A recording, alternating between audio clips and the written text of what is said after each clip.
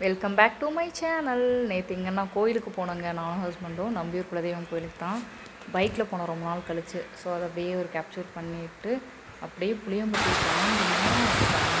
மழைன்னு இப்படி மழைன்னு எக்ஸ்பெக்ட் பண்ணவே இல்லை. அங்கே கோயம்புத்தூர் கிளைமேட்டுக்கும் இங்கேயும் சம்மந்தமே இல்லை. அங்கே வெயில் கொளுத்துச்சு, இங்கே மழையான மழை. நனைஞ்சிட்டோம் நல்லாவே. நல்லபடியாக சாமியெல்லாம் கும்பிட்டு ரிட்டன் வரும்போது புளியம்பட்டி சந்தை போட்டிருந்தாங்க. ஸோ அங்கே நானும் அவரும் போயிட்டு ஃபுல்லாக அப்படியே நல்லா இருந்தது. கூறாக வச்சுருந்தாங்க. பட் ரேட் ஒன்றும் பெருசாக டிஃப்ரென்ஸ் இல்லைங்க கோயம்புத்தூருக்கும் புளியம்பட்டிக்கும்.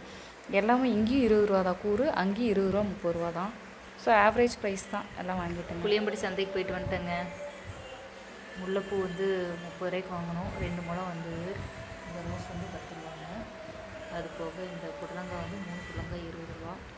ரோஸ் 10 ரூபா. அது போக அவரைக்காய் 30 ரூபா. இது 20 ரூபா. உருளைக்கிழங்கு பீட்ரூட் 20 ரூபா. கத்தி 20 ரூபா.